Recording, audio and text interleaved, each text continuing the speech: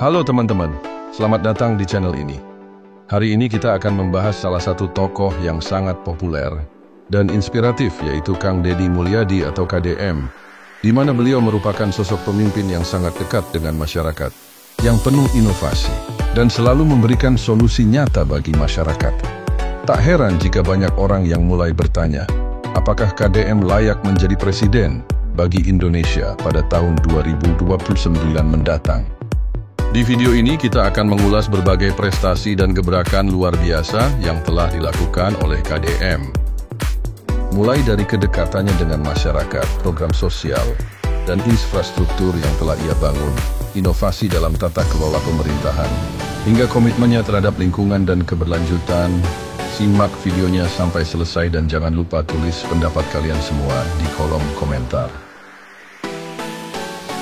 Kang Deddy Mulyadi adalah contoh nyata seorang pemimpin yang tidak berjarak, yaitu dengan masyarakat ya.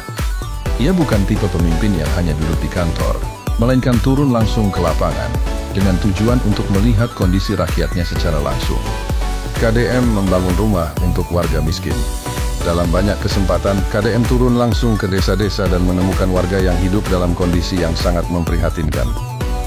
Salah satu contohnya adalah ketika KDM bertemu seorang nenek tua yang tinggal di rumah reyot hampir roboh.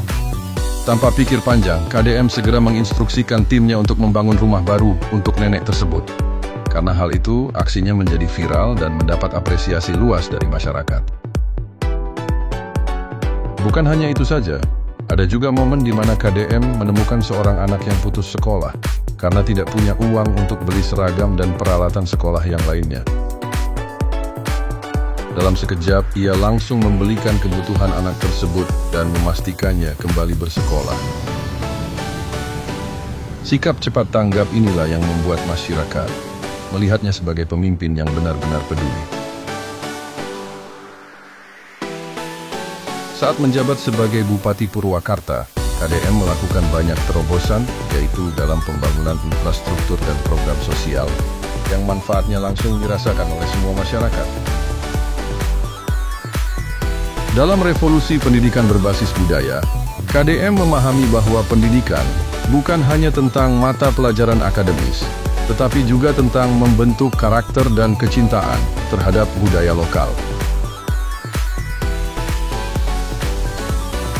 Oleh karena itu, ia menciptakan program pendidikan berbasis budaya, di mana anak-anak diajarkan seni tradisional seperti wayang golek, pencak silat, dan musik gamelan sebagai bagian dari kurikulum sekolah. Tujuan program ini adalah agar generasi muda tidak kehilangan identitas budaya mereka di tengah arus globalisasi. Pembangunan jalan dan infrastruktur publik Purwakarta di bawah kepemimpinan KDM mengalami perbaikan infrastruktur yang signifikan.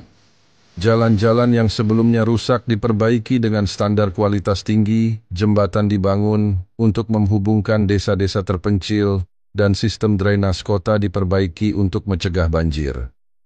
Hasilnya, warga menjadi lebih lancar, pertumbuhan ekonomi meningkat, dan kualitas hidup masyarakat pun lebih baik. Salah satu kekuatan utama KDM adalah inovasinya dalam mengelola pemerintahan. Ia tidak terpaku pada cara-cara lama, melainkan mencari solusi baru agar birokrasi lebih efisien dan pelayanan publik lebih efektif. KDM menggunakan media sosial untuk berinteraksi dengan warga. Di era digital, KDM memanfaatkan media sosial seperti YouTube, Instagram, dan Facebook untuk berkomunikasi langsung dengan masyarakat.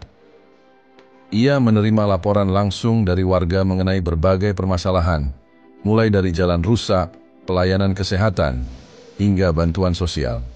Dengan sistem ini, pengambilan keputusan menjadi lebih cepat dan tepat sasaran. Di tengah perubahan iklim, KDM melakukan gerakan penghijauan di berbagai wilayah, terutama di daerah yang mengalami degradasi lingkungan akibat penebangan liar. Ia menginisiasi program penanaman pohon massal di berbagai tempat, melibatkan masyarakat, pelajar, dan aktivis lingkungan. Dengan cara ini, ia tidak hanya menjaga lingkungan supaya tetap hijau, tetapi juga mengajarkan kepada masyarakat betapa pentingnya ekosistem yang seimbang. Selain itu, KDM juga mengadakan pembersihan sungai dan pengelolaan sampah yang efektif. di mana ia ikut serta dalam membersihkan sungai-sungai yang tercemar oleh sampah plastik dan limbah rumah tangga. Ia tidak hanya mengajak masyarakat untuk membersihkan sungai, tetapi ia juga menyediakan insentif, yaitu bagi masyarakat yang aktif menjaga kebersihan lingkungan.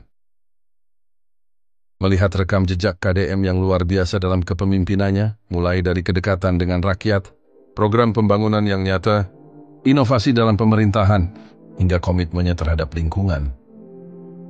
Dari hal itulah masyarakat mulai melihatnya sebagai sosok pemimpin yang cocok untuk menjadi, yaitu seorang presiden di tahun 2029. Namun, tentu saja keputusan akhir ada di tangan masyarakat.